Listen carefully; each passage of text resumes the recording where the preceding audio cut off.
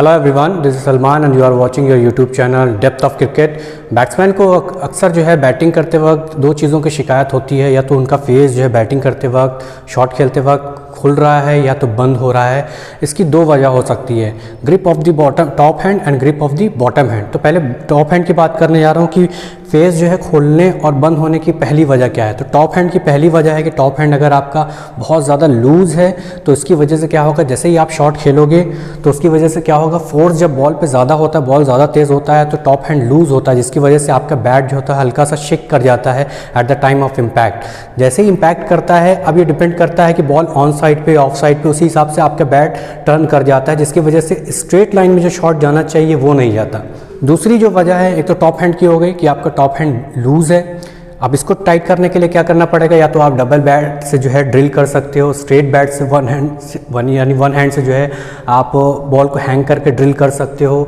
या पास से किसी को अंडर आर्म थ्रो बॉल फेंका के जो है उसको जो है ड्राइव कर सकते हो। तो टॉप हैंड में जान होना, ताकत होना ज़रूरी होता है बैट को लिफ्ट करने के लिए और शॉट खेलने के लिए।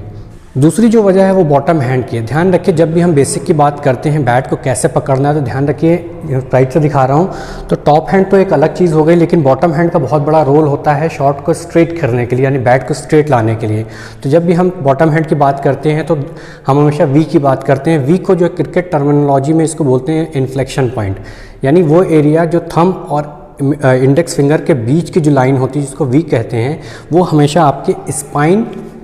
स्पाइन की लाइन में होना चाहिए, तभी आपका बैट स्ट्रेट चलेगा। तो अक्सर कंप्लेन होती है कि यार खेलते वक्त जो है शॉट फेस जो है बंद हो गया, या शॉट खेलते वक्त जो है फेस ओपन हो गया, जिसकी वजह से बॉल पीछे चला गया एज लगने के बाद, या गली पे चला गया, पीछे की तरफ कहीं पे भी चल जा सकता है। तो इसकी दो वजह हैं,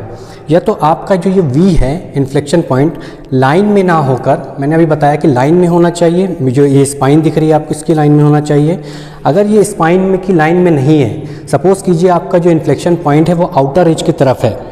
अभी लाइन में है लेकिन अगर सपोज़ कीजिए कि आउटर एज की तरफ है, तो जैसे ही आउटर एज की तरफ जाता है तो क्या होता है, आपका बैट का फेस बंद होना शुरू हो जाता है।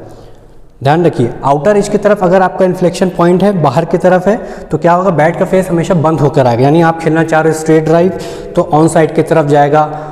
थोड़ा सा स्टंप के लेफ्ट साइड खेलना चाह रहे हो तो पूरा ऑन साइड की तरफ चला जाएगा। तो यहाँ पर ये चांसेस, और सबसे बड़ी चीज़ ये होती है जब भी आप फ्लिक या ग्लांस कर रहे होते हो तो वहाँ पर टॉप एज लगने के चांसेस ज़्यादा होते हैं, क्योंकि आपको ये लगता है कि मेरा बैट जो स्ट्रेट आ रहा है, लेकिन पीछे से आपका बैट इन्फ्लेक्शन पॉइंट की वजह से, जो कि आउटर एज की तरफ है, जिसकी वजह से बैट का फेस बंद हो चुका है, जो कि आपको नहीं दिख रहा है, तो इसकी वजह से टॉप एज लगने के चांसेस ज़्यादा होते हैं। आप फ्लिक कर रहे हो तो हाथ में चला जाता है बॉलर के साथ सामने बॉल। तो सबसे इंपॉर्टेंट चीज़ क्या है, आपका इन्फ्लेक्शन पॉइंट लाइन में होना चाहिए, आउटर एज की तरफ ना होना चाहिए। किसमें, जब आपका बैट का फेस बंद हो रहा हो। दूसरा, ये इसके जस्ट अपोजिट वजह है, अभी बैट का फेस बंद हो रहा, किसकी वजह से, आपका इन्फ्लेक्शन पॉइंट आउटर एज की तरफ है। अब अगर इस इन्फ्लेक्शन पॉइंट को आपने इनर एज की तरफ कर लिया, यानी इस तरफ कर लिया, तो अब क्या होगा, अब आप सीधा खेलने जा रहे हो लेकिन आपके बैट का फेस खुलेगा, यानी अभी क्या हो रहा था, बंद हो रहा था, अब खुलेगा। किसकी वजह से, आपका जो इन्फ्लेक्शन पॉइंट है वो इस तरफ है, यानी अंदर की तरफ है।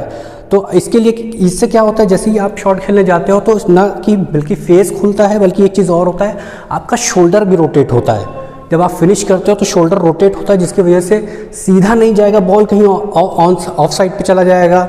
आप कवर ड्राइव कर रहे हो तो कहीं रोटेट होके पॉइंट पे चला गया, गली पे चला गया, और फेस खुल जाता है, जिसकी वजह से ज़्यादातर शॉट जो हैं स्लिप पे चले जाते हैं, गली पे चले जाते हैं। फेस बंद होने की और खुलने की सिर्फ दो वजह है, या तो आपका इन्फ्लेक्शन पॉइंट पे ध्यान रखना है सिर्फ, अगर बेसिक आपकी सही नहीं है तो फिर ये चीज़ जो है बहुत ही दिक्कत करने वाली है, क्योंकि ओवर कॉन्फिडेंस में हम जब स्ट्रोक खेल रहे होते हैं तो हमको पता नहीं चलता, ओवर कॉन्फिडेंस में फ्लिक भी मारते हैं, ड्राइव भी मारते हैं, और उस ओवर कॉन्फिडेंस के चक्कर में हम आउट भी हो जाते हैं। तो ध्यान रखिए, इन्फ्लेक्शन पॉइंट ही आपका जो है बैट को सीधा करने का रोल जो होता है वो प्ले करता है। अगर ये इन्फ्लेक्शन पॉइंट आउटर एज की तरफ है तो डेफिनेटली आपका फेस बंद होगा, अगर ये इनर एज की तरफ है यानी पीछे की तरफ है तो क्या होगा, आपका बैट का फेस खुलेगा। और एक चीज़ और है, सिर्फ खुलेगा नहीं बल्कि साथ साथ में आपका यहाँ पर शोल्डर भी रोटेट होता है। ध्यान रखिए, अगर इन्फ्लेक्शन पॉइंट अंदर की तरफ है तो क्या होगा, ये शोल्डर रोटेट होता है। आपने ड्राइव किया, शोल्डर रोटेट होगा, जिसकी वजह से जहाँ पे खेलना है वहाँ से थोड़ा सा रोटेट होके स्लाइस होके बॉल कहीं पीछे की तरफ जाने वाला है। तो ध्यान रखो, ये दो चीज़ें थी जो ध्यान में रखने वाली हैं। बैट का फेस खुलता है, बंद होता है, दोनों वजह से आपका टॉप हैंड का भी रोल हो सकता है और बॉटम हैंड का। बॉटम हैंड भी दो वजह से हो सकते हैं, या तो इन्फ्लेक्शन पॉइंट अंदर बाहर हो रहा है, एक चीज़ हो सकता है, टॉप हैंड किसी वजह से होता है जब लूज़ होता है, बहुत ज़्यादा लूज़ भी होना चाहिए, बहुत ज़्यादा टाइट भी नहीं होना चाहिए। मैंने अपनी पहले वीडियो में, दूसरी वीडियो में जितनी वीडियोस बनाई हैं उसमें काफ़ी बार डिस्कस कर चुका हूँ कि ग्रिप कैसी होनी चाहिए, तो उसको आप देख सकते हो।